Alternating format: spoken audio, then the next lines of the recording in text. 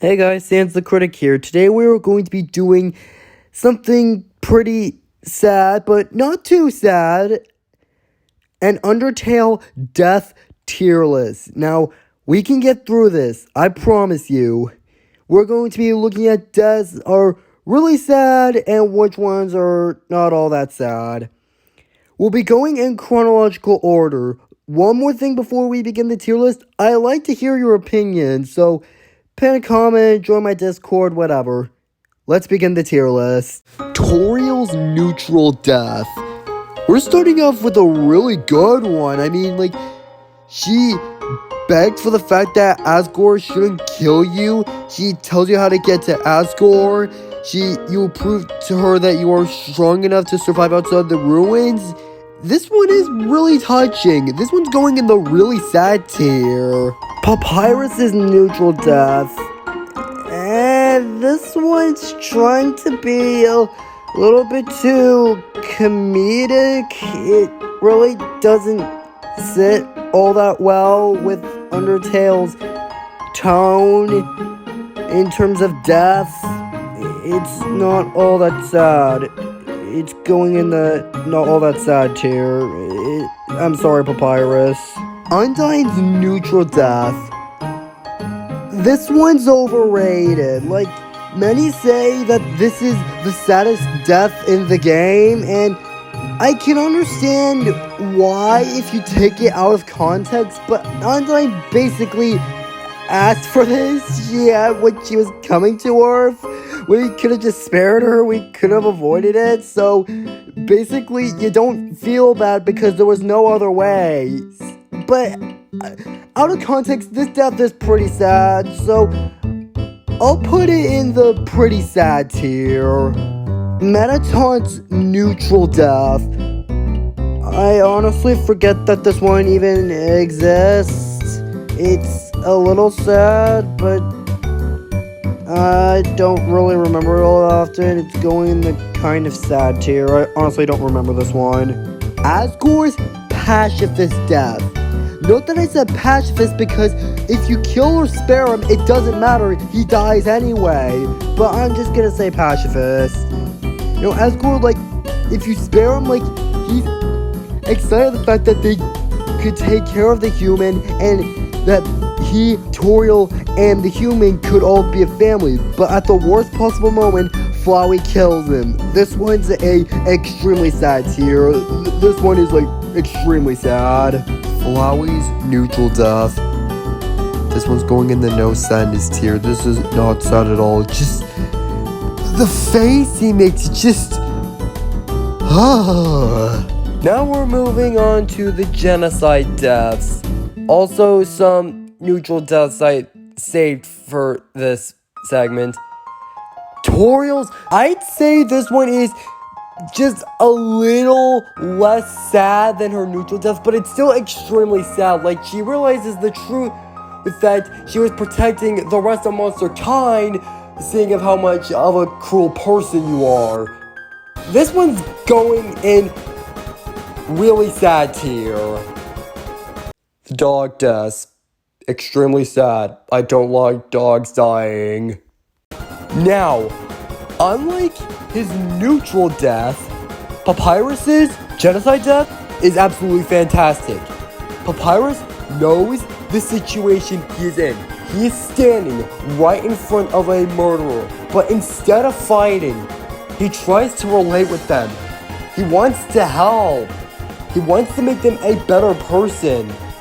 And the human takes advantage of Papyrus's kindness. So Papyrus thinks that the human is trying to hug him. But of course, the human kills him. But even on the brink of death, Papyrus still believes that the human can become a better person. And he is technically right. But we don't do that, seeing of how we're on the genocide route. This one is going in the extremely sad tier. Fantastic death.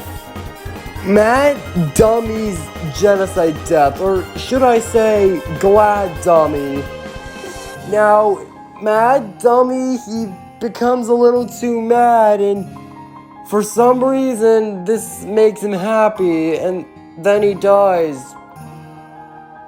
Lame. This one's going in not all that sad tier. This one's lame.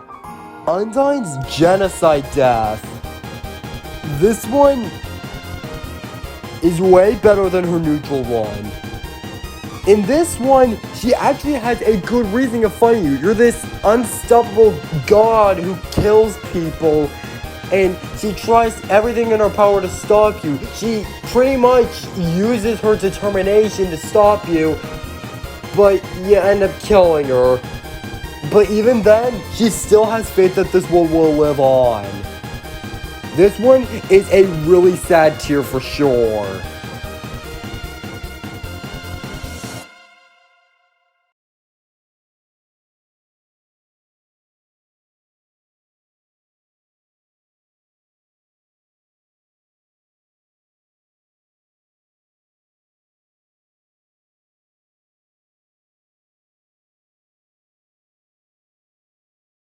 Royal Guard death.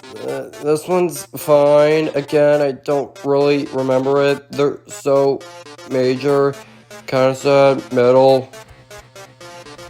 Muffet's genocide death. Now, despite the fact that I don't like Muffet, she actually has a pretty sad death.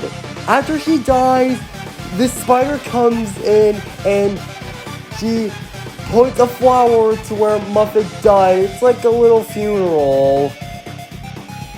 The only reason this is not in the really sad tier is because this is Muffet. If it was from someone else, I would put it higher.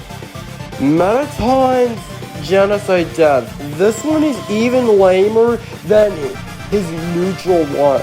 All he says is, "You don't want to join my fan club," and then he dies. Lame. No sadness tier. This one's lame. Sans' death, because you can only find him on genocide. This one's fantastic. It's kind of portrayed as like so much is happening through like one thing. Like, you kill Sans, the hardest enemy thus far, and then he says that, "Don't say I didn't warn you." Then he says that he's going off to Groby's, and when he means that, he means the afterlife. And then he says, "Papyrus, do you want anything?" Extremely sad tier. This one's a fantastic death. Due to how, like, somber yet satisfying it feels. It just screams so much. Asgore's genocide death. This one's going in no sadness tier. He treats this like a normal thing, and then he dies, and then Flowey gets the job done. This one's lame. No sadness tier. Really underwhelming. Lame. This one's okay. I guess it's the reason because, well, it's Flowey. You feel satisfying killing him. It's kind of sad, but Flowey didn't help you at all, so it makes sense that you kill him. This one's going in kind of sad. Sorry, buddy. And that's the entirety of the tier list. Hope you enjoyed. Goodbye.